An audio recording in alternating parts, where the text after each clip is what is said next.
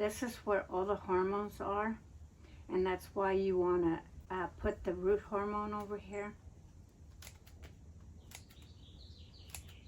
And I'm clipping the leaves because I want the energy to go to creating roots and not put the energy into adding moisture to the leaves.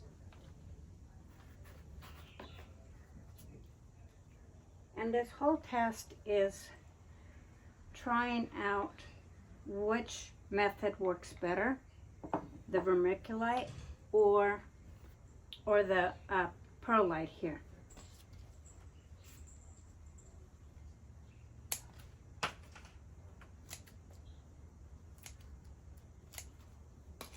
If you see a center bud or leaves, remove those. Always water it before you put it in the root hormone. And it doesn't have to be a lot of root hormone. And you don't want to crowd them either.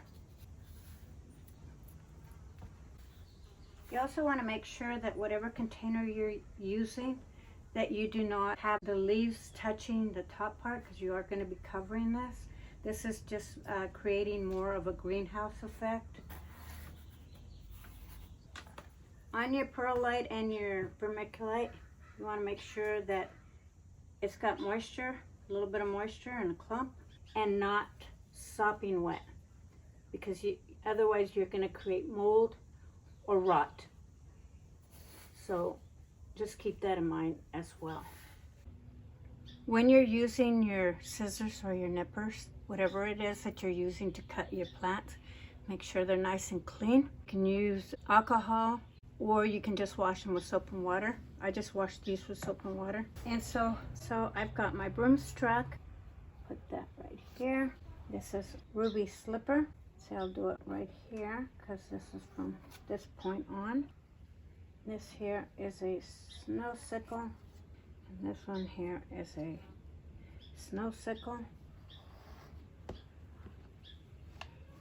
And this is a broomstruck over here. So there we go. So we got snow sickle, ruby slipper, and another snow sickle here. Broomstruck hydrangeas over here. I'm also going to try out, like, maybe doing some in water and see how well they take in water. So anyway, so this is all there is to it. Then once you mist it, because basically what you're trying to create is a humidity dome. Now when you're putting your lid on, make sure you wash it if you've used it before. Make sure that it doesn't cross-contaminate with anything. And the other thing is that you can poke a couple of holes for aeration. I didn't do it last time. I'm not going to do it this time. But I will put the lid down and I will put the locks on like this. And then I will continue to check it. And the best placement, like I said, would be in an area where it gets sample lighting, but not direct lighting, because you don't want the leaves to form. You want all the energy to go into making roots. So the best place that I put it is in a bright place where there's no direct sunlight. So I'll show you where I'm going to do that. So let's take this over. So where I'm going to place this is right over here, because this area right here is going to get light, but it's not going to get direct sunlight in this area. If it does, I will move it around to an area where it still gets sample lighting. But for now, this is a perfect spot, so this is where I'm going to leave it. And this way I don't forget where I put it and forget to check on it. So you want to make sure you do that. Okay, you guys, so now that you got to see how I propagated my snow sickle oak leaf hydrangea, my ruby slipper oak leaf hydrangea, as well as my broomstruck hydrangea, I wanted to show you now where I'm at today. And we're in the middle of August, so this should have really been probably transplanted into little pots a long time ago. But I did a test with vermiculite as well as perlite and I also did a water propagation, and I did that with my broomstick. Now this was done in June 6th when I started this whole propagation theory, and if you want to call it that. But anyway, let me show you what it looks like right now. Now I've been keeping it right down here where it gets a lot of light but not any direct sunlight. It does get some morning sunlight, so this gets pretty humid. Right now it's not, because I've added some airflow into it so that it doesn't create any molds, because stuff has happened where either I forgot to spray it, or I forgot to water it to make sure it had plenty of water, or I didn't lift the lid. Now that was one of the things that I talked about on my earlier on in this video, is that you can punch holes on this.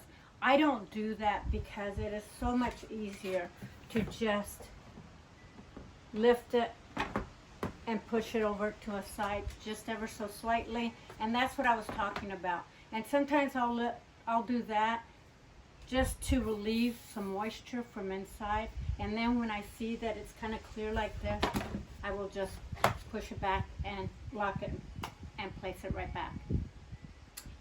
Technically I don't ever move it. But now the trick to propagating is that when you're propagating with water, it's not just put it in water and forget it.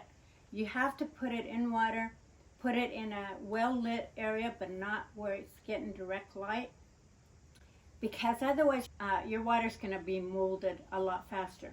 So you want to check your water consistently, at least once a week, and make sure that you drain all the water out, you wash your glass out, or your container, preferably glass, that you can see what's happening in there. And then you really want to give it a clean slate, and then once you take these out, rinse them off, and then put them back into your water. That is the best thing to do for having 100% propagation success on the water. But now I do add a little bit of vermiculite to my soil, and just to reiterate on the soil, you want it to where it clumps, but if you're seeing water pour out like this, it's probably a little too wet. If you're getting little drops, it's okay, but you just don't want it pouring, the water pouring out of your hand with this. But you want it to form into a clump where it's nice and moist. This is how you want to introduce your new cuttings with the roots. Now I did add a little bit of fish fertilizer to this so that it has a little bit of fertilizer, and it does have plenty of moisture for the soil to actually be successful as far as further rooting. Now make sure that you check your plants to make sure that they are not getting mildew or rotted or anything like that. Now I did end up losing some of this from too much humidity and from the transition from my other property to this property, and so and then part of it is, you know, neglect and forgetting about it. So you don't want to forget, you don't want to propagate and then just forget about it. You want to continuously check on it. Maybe, you know, it doesn't have to be every day, but maybe every third day. If you've got it in an area, like I have it over here on my porch, and I had it in the Portland property, I had it underneath my large pergola because I walked outside all the time. So, you know, just taking a glance and seeing how it's doing is good enough. Okay, so let's take a look at this.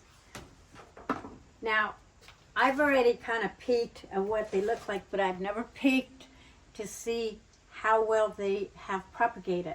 But because of the new leaves, I mean, these have a ton of leaves, where they only had the leaves that I left, which was probably 4 leaves, I think.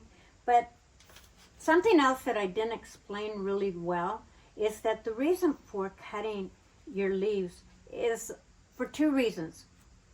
You want to leave some green so that it gets the photosynthesis, but you want to cut them so that they're not retaining and collecting all the moisture and taking away from growing roots, because you want the plant to concentrate solely on creating roots.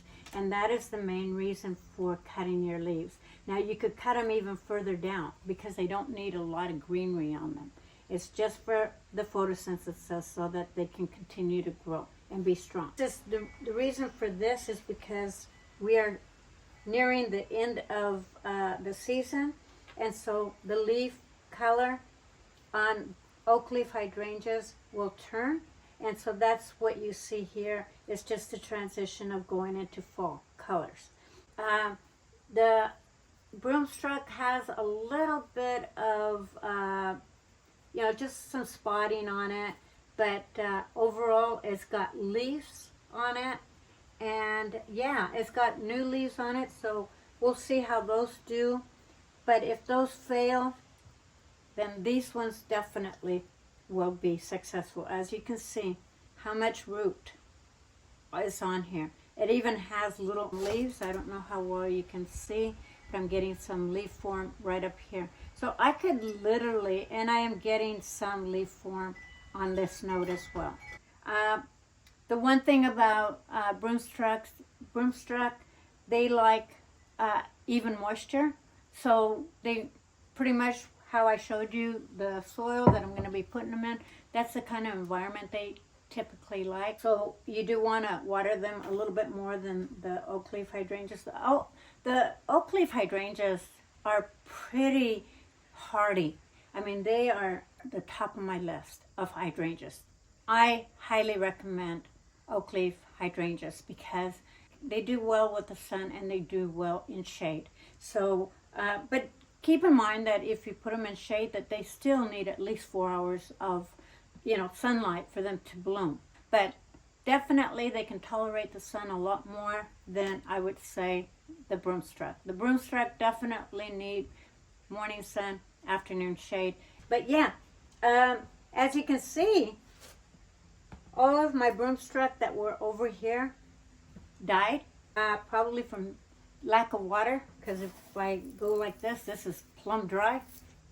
Clearly the large leaf oak leaf hydrangeas are a lot tougher and they're more resilient to things, because this right here is pretty dry, and yet they managed to survive. And this one's here, these two were done with a little bit of perlite and vermiculite, and they both are doing really well. Now the vermiculite retains its moisture, it's still moist enough, so those are all doing good, and that explains why this ones are still alive. This is exciting because I have not looked at these. So let's see how much roots is on here. How many roots there are on there. And they're healthy. They're white, they're healthy, and just looking beautiful. Tons of them. So yeah, hopefully that's not too blurry for you, but yeah. Okay, so that was a vermiculite. And so let's get this baby in some soil. I will cut this leaf off, and the reason for that is because this is pretty much dead. So you want to just make sure that the new leaf are forming, and yeah, I'll just line them up over here. So now let's take a look at the vermiculite. That was total vermiculite. Oh my God, look at this. Look at that root system on that. I would say vermiculite is 100% successful. Wouldn't you say? Look at that. Oh my God. And I actually have just a little bit of perlite in here, and that's okay.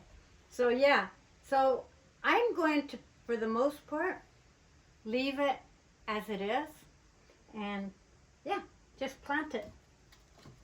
This actually could be planted in a little bit bigger container, but we'll just use this for now. And again, you want to add the same environment. So if your vermiculite or your plant has moisture in it, make sure your soil has moisture as well. that is going to be really exciting to be able to bring some of my broomstick hydrangeas into this property. I am just so excited about that. Now let's see if that was successful. Most likely, and it is. Look at it. Oh my God, this one is even larger. I got to go get a bigger pot, you guys. This is just way too much. Look at how beautiful that looks. Isn't that exciting? Now with the oak leaf hydrangea, I will be removing some of these damaged leaves. Don't need them. Got plenty of fresh new starts. So yeah, in fact I probably don't even need, I don't even need that one. It'll bring new leaves forming out of this node anyway. So yeah, that is super exciting. So if I can do this, you guys, you can do this. And this is one way to get free plants. Oh my gosh. This snow sickle hydrangea, I kid you not, for one plant in a quart gallon, it is not cheap. I think it was 35. It could have even been $50. They're not cheap, especially snow sickle because they are so unique. Yeah, they're not cheap. So I'm really happy to see that. Actually, these ones here are my ruby slipper. Ruby slippers are a little bit more plentiful. Yeah, this one here is my ruby slipper. So never mind, scratch out what I said. But oak leaf hydrangea in general are still expensive. But the snow sickle ones, oh my gosh, they are gorgeous. If you don't know what I'm talking about, I welcome you to go and catch some of my other videos. I think they're up here. I'll click one up where you can see how beautiful they are, especially in the fall. They start off looking white, and then they gradually start getting this pink variegation of pink with a little bit of green and a little bit of white on them. And I kid you not, each flower is a cone of about 6 inches long. They are fairly large blooms, and they're very strong. So yeah, anyway, this is way too small. So I'm gonna put this aside. I'll just plant that in a little bit in a few minutes. Let's see. This one's the other ruby slipper, also done in vermiculite. And what do I have underneath here? I have no clue what I put underneath. Oh, I put paper towels at the very bottom. I don't know why I did that. Now this one here doesn't have as many roots on it, as you can see, but they're still nice and strong. I think I tore these ones out, but there's still quite a few viable roots there, so it's going to be just fine. And so yeah, I'll just plant that baby right up in here.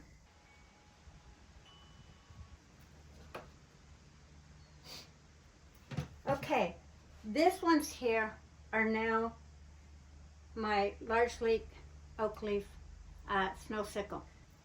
They could have gone into containers way ahead of time, like maybe even a month ago, looking at the root system. Yeah, this one's in vermiculite as well as perlite, and look at those roots. Oh my God, look at how beautiful. How beautiful is that? Yeah, this one's probably too large for this as well. Might be okay. We'll see. At least for tonight. Oh my God, this is so exciting. You can't even imagine how I feel right now. This is just over the moon. Now the last one. And the last one was also in perlite. I have no idea why I put, oh, I know why. Because I ended up busting a hole in the bottom of the container, just in case I had it too wet, that it would soak through. But yeah, look at that. fantastic. I'm going to cut these old leaves off. Don't need them.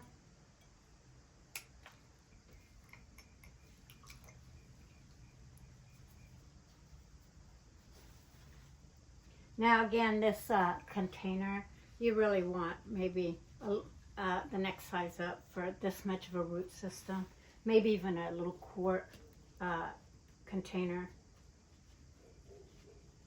because these are pretty small. But for the sake of this video, that's what I'm gonna plan them in for tonight. Okay, so now this is completely empty. I'm gonna trash all this, take my stickers, because those are important to tag. This is my ruby slippers right here. And then from here on over are all my snow sickles. Again, I'm gonna do a test. Let me see which one, how this one's doing. Yeah, I'm gonna do a test just out of curiosity. If I plant it right here, just at the bottom of the roots, how well these ones will do.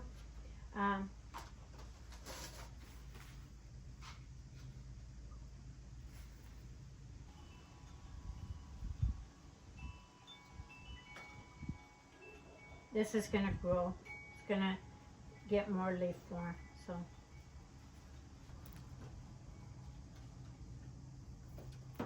okay, one more.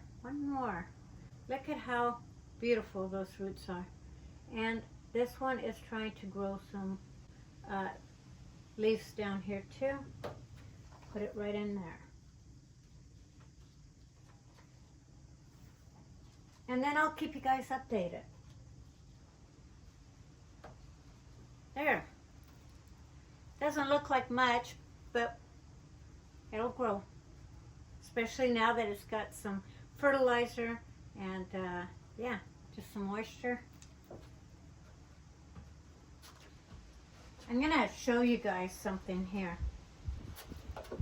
This here is my snow sickle, and this is how you can tell the difference between a snow sickle as well as the ruby slipper. The snow sickle, it has more rounded edges to it. If you notice, as the leaf gets older, it's a little bit more rounder. And the ruby slipper, do you see how pointed these are? That's how you can tell the difference between a ruby slipper and an oak leaf. I didn't do a very good job of explaining that when I was actually propagating, but now you can see the difference between the ruby slipper and the oak leaf snow sickle hydrangea. Yeah, fantastic. I'm so excited. Okay, so I have 1, 2, 3, 4, 5 snow sickle oak leaf hydrangeas. I have 2 that I did in vermiculite with a little bit of perlite mixture of my ruby slipper, both successful. And then I've got 3 that were propagated with water of my broomstick hydrangea, which is these 3, and then 2 of them that were done in vermiculite.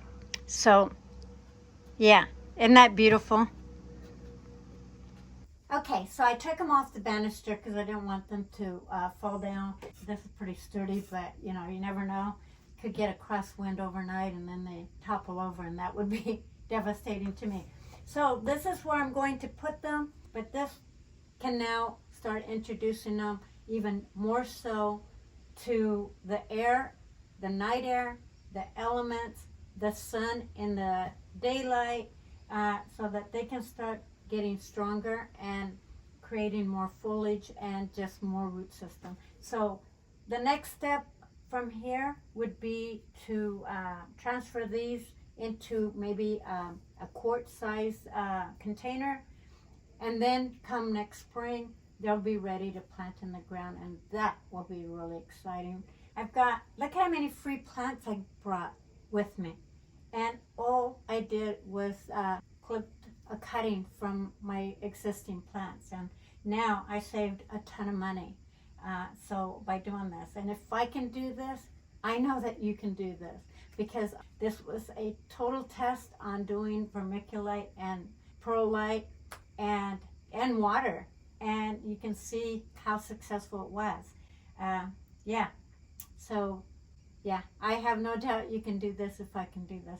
And stay tuned, because I'm going to be propagating some crepe myrtle. I don't know how successful I'll be with that, because it is a tree, but I understand, you know, they're pretty easy to propagate, so we'll find out. But yeah, perfect lighting that you want for your hydrangeas, especially your broomsticks, because those do not do very well with direct sunlight. These ones can handle a little bit more, like I mentioned, but you still want to protect them to some degree. Okay, you guys, I will see you guys next time. And if you really enjoyed this video, please give me a big like. That really helps me along in my channel.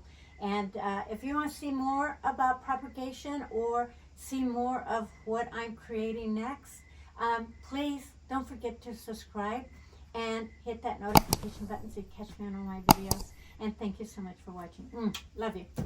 See you next time. And if you have any thoughts or anything that you can contribute with propagation, I would love to hear your stories and how you do it, because we all learn from each other, and that's the best way to pass knowledge and be a better gardener. So yeah, I welcome your thoughts and your opinions. Good night for now.